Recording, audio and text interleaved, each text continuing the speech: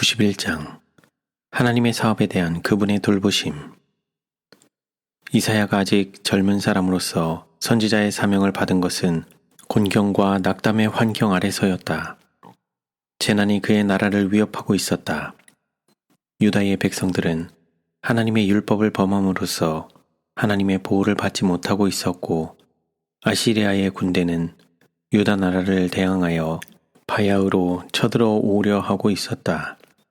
그러나 그들의 원수들에게서 오는 위험이 가장 큰 문제가 아니었다. 주님의 종을 가장 크게 의기소침하게 한 것은 백성들의 완고함이었다. 그들의 배교와 반역 때문에 그들은 하나님의 심판을 자초하고 있었다. 그 젊은 선지자는 경고의 기별을 그들에게 전하도록 부름을 받았다. 그러나 그는 완강한 거절을 당할 것을 알았다. 그가 자기 자신을 살펴보고 그가 대상으로 활동해야 할 사람들의 완고와 불신을 생각할 때 그는 떨었다. 그의 과업은 그에게 있어서 거의 절망적인 것으로 보였다. 그가 낙심 가운데 자신의 사명을 단념하고 이스라엘이 아무런 방해 없이 우상을 숭배하도록 방치되어야 할 것인가? 니느웨의 신들이 하늘의 하나님을 무시하고 세상을 통치할 것인가? 그가 성전 주랑 아래 서 있을 때 이런 생각들이 그의 마음을 꽉 채우고 있었다. 갑자기 성전의 문과 내부의 휘장이 들어 올려졌거나 거두어진 것처럼 보였다. 그리하여 그는 선지자의 발이 들어갈 수 없는 지성소 안을 들여다보게 되었다. 그에게는 높이 들린 보좌 위에 앉아 계신 여호와의 모습이 나타났는데 그분의 옷자락은 성전에 가득하였다. 보좌의 양편에는 스랍 천사가 날고 있었는데 그는 두 날개로는 날아다니고 둘로는 존경하는 태도로 얼굴을 가리우고 둘로는 그들의 발을 가리고 있었다. 봉사하는 그 천사는 엄숙한 기원으로 음성을 높여 거룩하다, 거룩하다, 거룩하다, 만군의 여호와여, 그 영광이 온 땅에 충만하도다 라고 음성을 높였는데 마침내 기둥과 백향목 문이 그 음성으로 떨리고 그들의 찬양으로 집이 충만해지는 것처럼 보였다. 이사야는 이전에 그처럼 완전히 여호와의 위대하심과 그분의 완전한 거룩하심을 깨달은 적이 없었다. 그리고 그는 자신의 인간적 약점과 무가치 때문에 그 거룩한 임재 앞에서 죽을 수밖에 없다는 것을 느꼈다. 그는 부르짖었다. 화로다, 나여 망하게 되었도다. 나는 입술이 부정한 사람이요 입술이 부정한 백성 중에 거하면서 만군의 여호와이신 왕을 배웠음이로다. 그러나 한 스랍이 그를 위대한 사명에 적합한 사람으로 만들어주기 위하여 그에게로 왔다. 제단에서 취한 핀 숯이 그의 입술에 대어졌고 이것이 내 입에 닿았으니 내 악이 제하여졌고 내 죄가 사하여졌느니라 는 음성이 들렸다. 그때에 내가 누구를 보내며 누가 우리를 위하여 갈꼬 라고 말씀하시는 하나님의 음성이 들렸다. 이사야는 거룩한 확신으로 내가 여기 있나이다. 나를 보내소서 라고 대답했다. 세상의 열강들이 유다를 대적한들 그것이 어떻단 말인가? 이사야가 그의 사명을 완수함에 있어서 반대와 거절을 당한들 그것이 어떻단 말인가? 그는 만군의 여호와이신 왕을 배웠다. 그는 그 영광이 온 땅에 충만하도다 라고 하는 스랍의 노래를 들었다. 그 선지자는 자기 앞에 놓인 사업을 위한 힘을 얻었다. 이 이상에 대한 기억은 그의 길고 힘든 사명을 통하여 줄곧 그에게서 떠나지 않았다. 슬픈 귀양살이를 한 선지자 에스겔은 갈대아 땅에서 전능하신 이스라엘의 하나님을 믿는 동일한 믿음의 교훈을 가르치는 이상을 보았다. 그가 그발 강가에 있을 때 회오리 바람이 북쪽에서 불어오는 것처럼 보이고 큰 구름이 오는데 그 속에서 불이 번쩍번쩍하여 빛이 그 사면에 비치며 그 불 가운데 단쇠 같은 것이 나타나 보였다. 서로 교차되는 이상한 모양의 많은 바퀴들이 내 생물에 의하여 움직였다. 이 모든 것 위에 보좌의 형상이 있는데 그 모양이 남보석 같고 그 보좌의 형상 위에 한 형상이 있어 사람의 모양 같더라. 또 생물의 모양은 숯불과 횃불 모양 같은데 그 불이 그 생물 사이에서 오르락 내리락 하며 그 불은 광채가 있고 그 가운데서는 번개가 나며 그룹들의 날개 밑에 사람의 손 같은 것이 나타났더라. 구조면에 있어서 바퀴 안에 있는 바퀴가 있는 것이 너무도 복잡했기 때문에 에스겔이 처음 볼 때에 그것들이 모두 혼잡한 것처럼 보였다. 그러나 그것들이 움직였을 때는 참으로 정확했고 완전한 조화를 이루었다. 하늘의 존재자들이 이 바퀴들을 앞으로 나아가게 했고 무엇보다도 영광스러운 남보석 보좌에는 영원하신 분이 좌정에 계셨는데 보좌의 주변에는 은혜와 사랑의 상징인 둥그런 무지개가 있었다. 그 무서운 영광의 장면에 압도당한 에스겔은 엎드려 얼굴을 가리웠다. 그때 한 음성이 나서 일어나 여호와의 말씀을 들으라고 그에게 명령했다. 그리고는 이스라엘에 대한 경고의 기별이 그에게 주어졌다. 이 이상은 에스겔의 마음이 불길한 예감으로 꽉 차 있을 때 그에게 주어졌다. 그는 그의 조상의 땅이 폐허 상태가 되어 있는 것을 보았다. 한때 사람으로 가득 찼던 도시는 이제는 거민들이 없었다. 그 도시의 성벽 안에는 환희의 음성과 찬양의 노래가 사라졌다. 그 선지자 자신도 끝없는 야망과 사나운 잔혹이 절대권을 쥐고 있는 낯선 땅에서 한 사람의 나그네로 있었다. 그가 보고 들은 인간의 포악과 비리가 그의 심령을 괴롭혔고 그는 밤낮으로 몹시 슬퍼했다. 그러나 그 발 강가에서 그에게 제시된 놀라운 표상들은 세상 통치자들의 능력보다 훨씬 더 강한 압도적인 능력을 계시했다.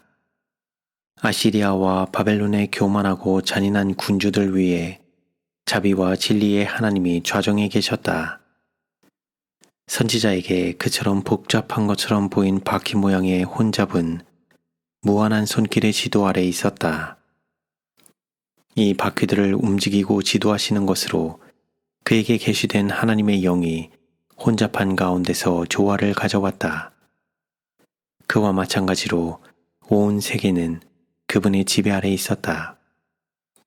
영광스러운 수많은 존재자들이 악한 자들의 세력과 계교를 제압하고 그분의 성실한 백성들에게 유익을 주고자 그분의 말씀을 기다리고 있었다. 같은 방법으로 하나님께서 미래시대의 교회의 역사를 사랑하는 요한에게 열어 보이고자 하셨을 때 그분께서는 그에게 7 교회를 상징한 촛대 사이로 걸어다니는 인자 같은 이를 계시하심으로 그분의 백성들에 대한 구주의 관심과 보호의 보증을 그에게 해주었다. 요한이 세상의 권세들로 더불어 싸우고 있는 교회의 마지막 큰 투쟁을 보고 있는 동안 그에게는 또한 충성된 자들의 마지막 승리와 구원을 볼 수 있는 특권이 주어졌다. 그는 교회가 짐승과 그의 우상으로 더불어 맹렬한 투쟁을 하고 있는 것과 그 짐승의 경배가 그것을 위반하면 사형을 조건으로 강요되고 있는 것도 보았다. 그러나 전쟁의 연기와 소음 저편을 바라보면서 그는 짐승의 표 대신에 이마에 아버지의 이름을 지니고 있는 한 무리가 어린 양과 함께 시온산에 서 있는 것을 보았다. 그리고 다시 그는 짐승과 그의 우상과 그의 이름의 수를 이기고 벗어난 자들이 유리 바닷가에 서서 하나님의 검은 고를 가지고 모세와 어린 양의 노래를 부르고 있는 것을 보았다. 이 교훈들은 우리의 유익을 위하여 주어졌다. 우리는 하나님을 믿는 우리의 믿음을 굳게 견지할 필요가 있다. 사람들의 심령을 시험할 때가 바로 우리 앞에 박도해 왔기 때문이다. 그리스도께서는 감람산 위에서 당신의 재림 전에 있을 무서운 심판들을 자세히 말씀하셨다. 난리와 난리 소문을 듣겠으며 민족이 민족을, 나라가 나라를 대적하여 일어나겠고 처처에 기근과 지진이 있으리니 이 모든 것이 재난의 시작이니라. 이 예언들이 예루살렘의 파멸 때 부분적으로 성취되었지만 그것들은 마지막 날에 더욱 직접적으로 적용된다. 우리는 크고 엄숙한 사건들의 문지방에 서 있다. 예언은 신속히 성취되어 가고 있다. 주님께서는 문 앞에 와 계신다. 살아있는 모든 사람에게 압도적으로 중요한 기간이 미구에 우리 앞에 펼쳐질 것이다. 과거의 투쟁들이 재현되고 새로운 투쟁들이 생길 것이다. 우리의 세계에서 일어날 장면들은 지금껏 꿈도 꾸어보지 못한 것들이다. 사단은 인간 기구들을 통하여 일하고 있다. 헌법을 바꾸고 인류를 강요하는 법률을 갖고자 노력하고 있는 자들은 그 결과가 어떻게 될 것인지 별로 깨닫지 못한다. 위기가 우리 앞에 박도해 왔다. 그러나 하나님의 종들은 이 큰 비상사태에서 그들 자신을 의지하지 말아야 한다. 이사야와 에스겔과 요한에게 주어진 이상들을 통하여 우리는 하늘이 지상에서 이루어지고 있는 사건들과 얼마나 밀접히 관련되어 있는지, 하나님께 충성하는 자들에 대한 하나님의 보호가 얼마나 큰지 알고 있다. 세계는 통치자가 없는 것이 아니다. 다가오는 사건들의 프로그램은 주님의 손에 쥐어져 있다. 하늘의 대왕께서는 당신의 교회에 대한 관심은 물론이요, 나라들의 운명을 친히 책임지고 계신다. 우리는 주님의 사업에서 너무 많은 염려와 어려움과 곤란을 스스로 통감한다. 유한한 사람들이 책임의 짐을 지고 가도록 버려지지 않았다. 우리는 하나님을 신뢰하고 그분을 믿고 앞으로 전진할 필요가 있다. 하늘 사자들의 부단한 경성, 세상의 거민들과 관련된 그들의 봉사에서의 끊임없는 활동은 하나님의 손이 바퀴 안에 있는 바퀴를 어떻게 이끌고 계신지를 우리에게 보여준다. 거룩한 교훈자께서는 마치 옛날 고레스에게 너는 나를 알지 못하였을지라도 나는 내 띠를 동일 것이요 라고 말씀하셨던 것처럼 당신의 사업에 활동하는 각 사람에게 말씀하고 계신다. 에스겔의 이상에서 하나님께서는 당신의 손을 스랍의 날개 아래 두고 계셨다. 이것은 당신의 종들에게 그들을 성공하게 하는 것은 하나님의 능력이라는 사실을 가르쳐준다. 만일 그들이 불의를 버리고 마음과 생애가 순결해진다면 그분께서는 그들과 함께 일하실 것이다.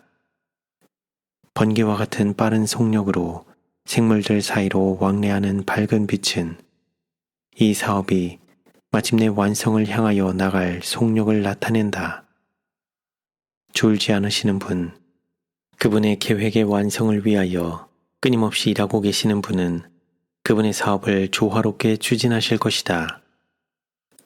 유한한 사람의 마음에는 엉클어지고 복잡한 것처럼 보이는 것을 주님의 손을 완전히 질서 있게 하실 수 있다. 그분은 악인들의 목적을 방해하는 방법과 수단들을 고안해내실 수 있다.